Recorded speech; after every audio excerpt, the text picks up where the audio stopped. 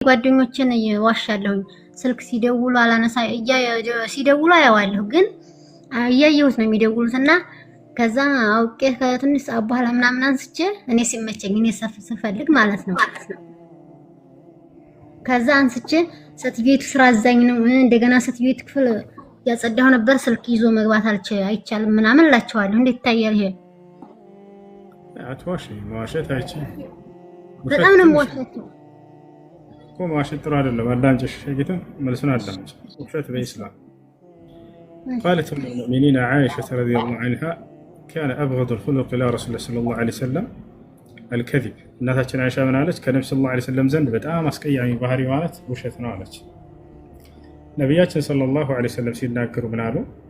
إياكم الكذب فإن الكذب يهدي إلى الفجور وإن الفجور يهدي إلى النار ولا يزال الرجل يكذب حتى يكتب عند الله كذابا وعليكم بالصدق فإن الصدق يهدي إلى البر وإن البر يهدي إلى الجنة ولا يزال الرجل يصدق حتى يكتب عند الله صديقا. ነቢያችን ሰለላሁ ዐለይሂ ወሰለም ምን አሉ? አደራችሁን እውነትን ተናገሩ አሉ። እውነት ወደ ጽድቅ ያመራልና ጽድቅም ወደ ጀነት ያመራልና። ሰዎች እውነትን ከመናገር አይወገዱም ከአላህ ዘንድ እውነተኞች ተብሎ እስኪጻፍላቸው ድረስ። ከዚያ በኋላ እውነት እንጂ ሐሰት አይቀናቸውም አሉ። ከዚያም ቀጥለው አደራ ውሸትን ተጠንቀቁ አሉ። ውሸት ወደ ኃጢአት ያመራልና ኃጢአትም ወደ ገሃነመ እሳት ያመራልና። ሰዎች ውሸትን ከመናገር አይወገዱም ከአላህ ዘንድ ውሸታም ተብሎ እስኪመዘገቡ ድረስ አሉ። አንድ ውሸታሞች ተብሎ ከተመዘገቡ ከዚያ በኋላ ውሸት እንጂ አይቀናቸውም እነዚህ ሰዎች። ስለዚህ እውነተኛ ሁኑ፣ ከውሸት ራቁ። ታቻው ስለዚህ አትዋሻቸው፣ እውነቱን ንገሪያቸው። ያለውን ነገር ካልተመቸሽ አሁን አይመቸኝም ስራ ላይ ነኝ በኋላ ሲመቸኝ እደውልላቸዋለሁ በያቸው። ብስሚላሂ ራህማን ራሒም። ሰላሙ አለይኩም ወራህመቱላሂ ወበረካቱ። ውድና የተከበራችሁ ወንድሞቼ እና እህቶቼ ዛሬም ማነሳው ነጥብ ብዙ ወንድሞች እንደሚያስቀይም አውቃለሁ፣ ግን ችግር የለውም።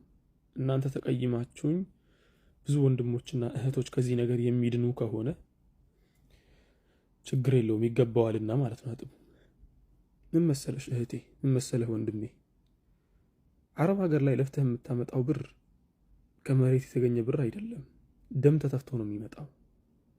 አረብ ሀገር ላይ የምትሰሪው ብር እንቅልፍ አጥተሽበት ወጣትነትሽን ከፍለሽበት ነው የምታመጪው። ይህን እንዲህ የምታመጪውን ብር እናት አባትሽ ወንድሞችሽ እንኳን እየደዋወሉ ሲያስቸግሩሽ ደውለሽ ፈትዋ የምትጠይቂውን ማለት እያስቸገሩኝ ነው ስልካቸውን አለማንሳት እችላለሁ እንዲህ ብለው እስከ መጠየቁ ላይ የደረሱ እህቶች አሉ። እንዲህ የሚያንገበግብሽን ብር የሆነ ሰው ልብሱን አስተካክሎ መጥቶ ቁጭ ብሎ ቁርአን አስቀራሻለሁ በሚል ስም ብቻ ሙፋጃአ እናድርገው ተብሎ አይፎን 17 እና ላፕቶፖችን እየሰበሰቡ ወደሱ መላክ ትክክል ነው ብዬ አላስብም። የሚያስተምር ሰው ሊከፈለው ይገባል ወይ? ተገቢ ክፍያ ቢከፈለው ምንም ችግር የለውም፣ ተገቢ ክፍያ ቢከፈለው። ግን በሙፋጃአ ስም አንቺ የምትጠቀሚው ሞባይል ሳምሰንግ ኤ10 ሆኖ አፈር እየበላሽ ቀኑን ሙሉ እየለፋሽ ሌሊቱን ግማሹን ሰርተሽ ያቺ ግማሿ ሌሊት ብቻ ነው የምተኘው። ከዚያ በኋላ አንቺ እንዲህ እየለፋሽ ሳምሰንግ ኤ30 ነው ኤ50 የሚባለው ነው የምትይዥው አንቺ።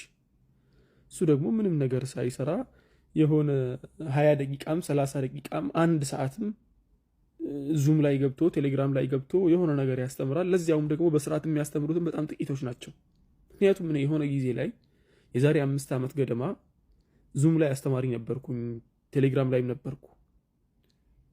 አብዛኞቹን እመለከታለሁ የሚያስተምሩበትን መንገድ የሆነ በቃ እንትን ለማድረግ ብቻ ነው። ግን የዚያኔ ይሄን ያክል ሙፋጃአ የሚባለው ነገር አልተስፋፋም ነበር። አሁን ላይ ግን የምንሰማው ነገር በጣም አስደንጋጭ ነው። አንዱ በደንብ አድርጌ የማውቀው ኦንላይን ሲመጣ ሞባይል አልነበረውም፣ ማለት ስርዓት ያለው ሞባይል አልነበረውም። አሁን ሞባይል ቀርቶ አላህ ምስክሬ ነው ምን የመሰለ ቪላ ቤት ሰርቶ ጨርሷል። ያንን ቤት የሰሩለት እህቶችና ወንድሞች ግን ሰው ሀገር ላይ እየማቀቁ ነው ያሉት። አሁን ይህንን ግለሰብ ውጣና ስራ ሰርተህ ራስህን አኑር ማለት እሱም መግደል እኮ ነው አይደል? የሆነ ጊዜ አስታውሳለሁ አንድ ወንድማችን ወጥቶ አንተ ለምን ሰርተህ አትኖርም ሲል ወላሂ ያለቀሰ፣ ሰው ፊት ያለቀሰ። ለምን ሲባል በቃ የሰደበ ሁላ የመሰለ ይመስለኛል፣ እርግጠኛ አይደለሁም፣ ግን ስድብ ይመስለዋል ወጥተህ ስራ ብሎ ማለት። እሱ ራሱን እንዴት አድርገው ነው በቃ እያሰበ ያለው የሆነ ቁጭ ብሎ መብላት የሚገባው ሰው ላ ሸሪዓችን ውስጥ ማንም ቁጭ ብሎ ይብላ የሚል ነገር የለም።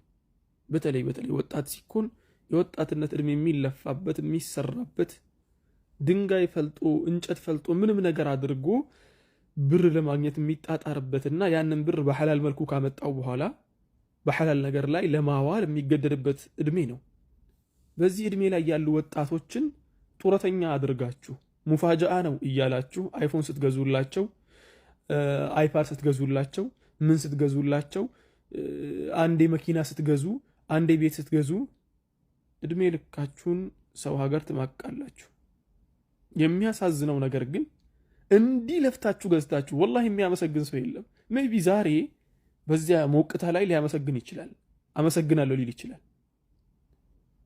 ከዚያ በኋላ ግን የሆነ ቦታ ላይ ቢደርስ እንደው የሆነ ቦታ ላይ መድረሱ እንኳን ይከብዳል። ምክንያቱም አላህ ሱብሓነሁ ወተዓላ እንዲህ ሰዎችን እየቦጠበጠ ባይደው ይህ ነገር ሐራም ነው። በዚሁ አጋጣሚ ሐራምነቱ የቱ ጋር መሰላችሁ? ሰዎችን መበዝበዝ፣ ሰዎችን ቁጭ ብሎ ነብያችን እኮ ሰለላሁ ዐለይሂ ወሰለም ሲናገሩ እኮ አንድ ሐዲስ ሰምቼ ወላሂ ደነገጥኩኝ።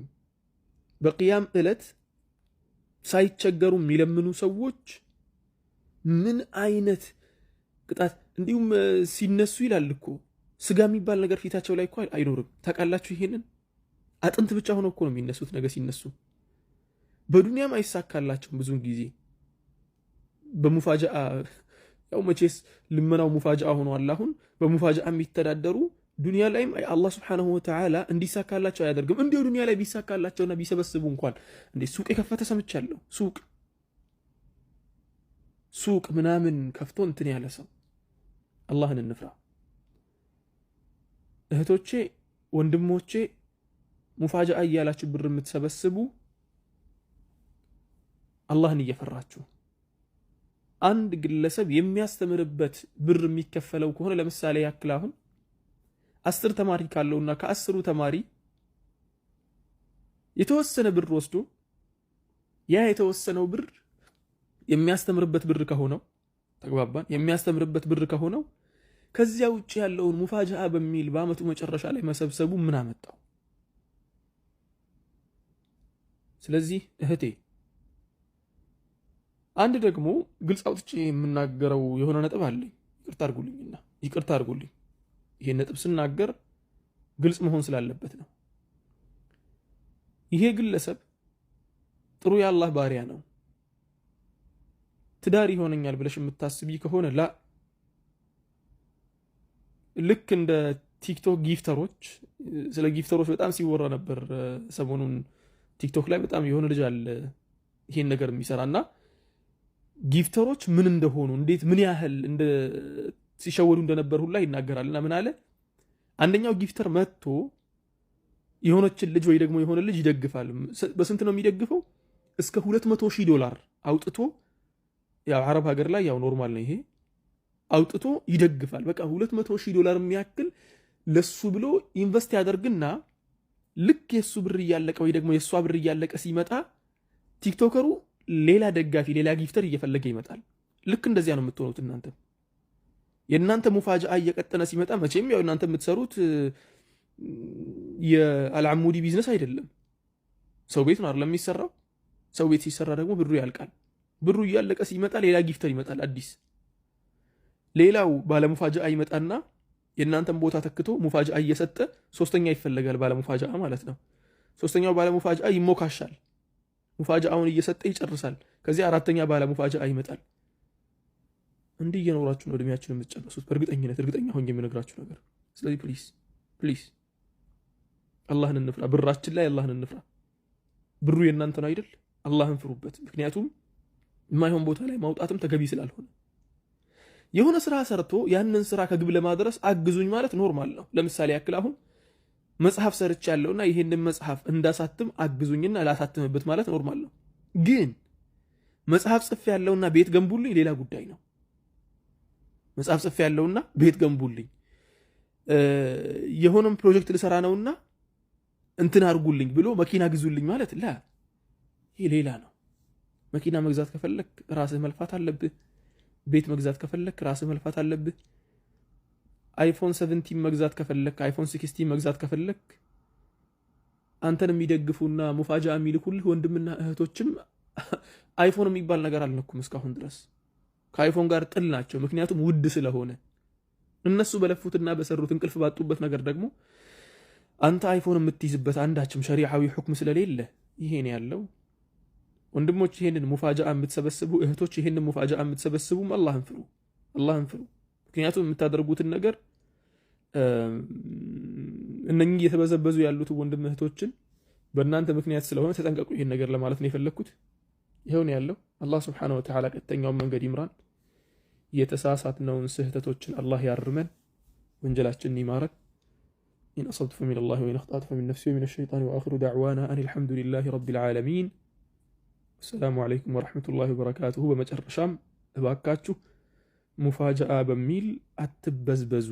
ዙምና ቴሌግራም፣ ዋትሳፕና መሰል ቦታዎች ላይ ሙፋጃአ በሚል ለራሳችሁ 5 ሳንቲም ሳትይዙ ለሰዎች አይፎን 17 አትግዙ ልላችሁ ነው የመጣሁት። ሰላሙ አለይኩም።